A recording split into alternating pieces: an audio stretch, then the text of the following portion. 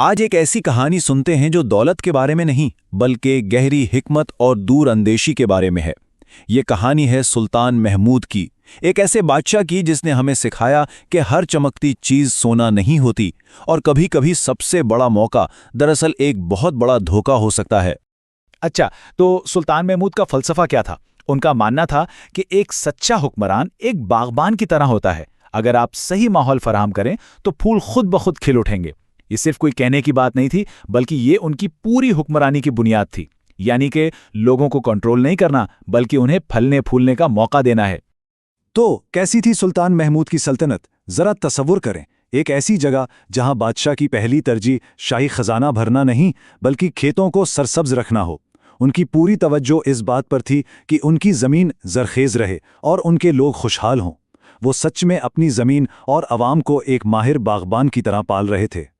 और फिर कहानी में एक नया मोड़ आता है। एक दिन एक पुरस्कार ताजिर दरबार में हाजिर होता है और उसके पास एक ऐसी पेशकश थी जो नाकाबिले यकीन लग रही थी। ये वो लम्हा था जहां सब कुछ बदल सकता था। और ये पेशकश थी क्या?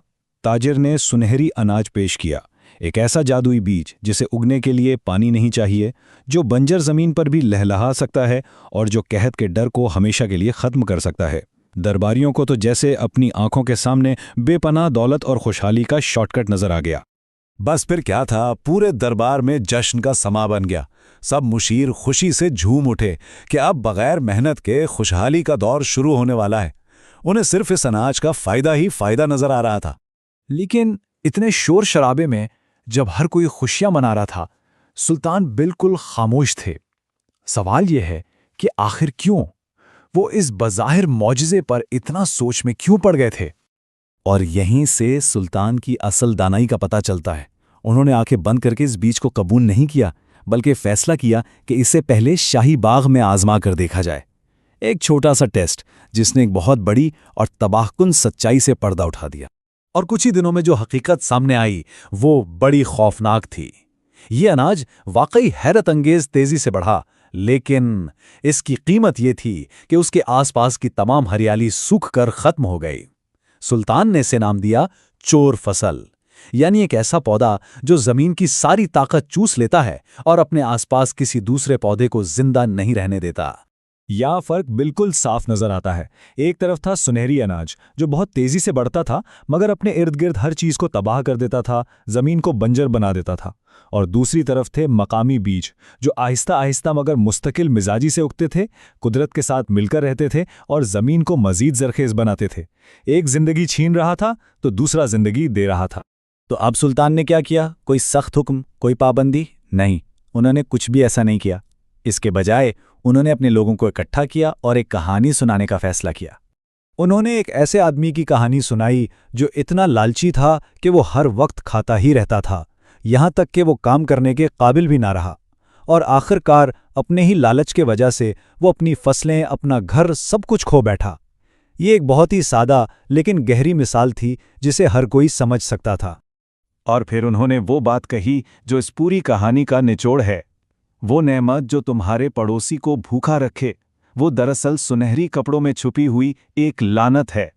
क्या गहरी बात है! ये सबक है लालच के मुकाबले में पायदारी का। और ताजर का क्या बना? सुल्तान का रद्द-ए-अमल भी उनकी हिकमत का सबूत है। ताजर को कोई सजा नहीं दी गई, बल्कि उसे मकामी मजबूत बीजों की एक थैली दी गई और रुखसत कर दिया गया। सुल्तान ने सजा देने के बजाय तालीम देने को तरजीह दी।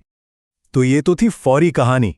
अब जरा वक्त में आगे चलते हैं और देखते हैं कि इस एक छोटे से फैसले का सदियों बाद क्या असर हुआ। नतीजा ये निकला कि सुनहरी अनाज के इस आसान रास्ते को ठुकराने की वजह से सल्तनत वक्त के साथ साथ खुशहाली और कुदरती तनव्वुर का एक बेहतरीन नमूना बन गई। लोगों ने सब्र और तवाज़ुन सीखा, जिससे उन्हें देर पा कामयाबी मिली। और इस मीराज की सबसे बड़ी आजमाइश तब हुई जब सदियों बाद एक 100 साल तक चलने वाला खौफनाक कहत पड़ा। लेकिन ये सल्तनत उससे भी बच निकली। जानते हैं क्यों?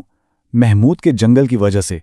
एक ऐसा मजबूत और मुतनव्वे माहौलियाती निज़ाम जो इसलिए जिंदा रहा क्योंकि एक बादशाह ने वक्ती चमक से आगे देखने की हिम्मत की थी। तो आखिर में ये कहानी हमें एक बहुत बड़े सवाल पर छोड़ जाती है, आसान रास्ते की असल कीमत क्या होती है। ये हमें याद दिलाती है कि हकीकी दानाई फौरी फ़ायदे में नहीं बल्कि उन फैसलों में है जो आने वाली नस्लों की भलाई के लिए किए जाते हैं।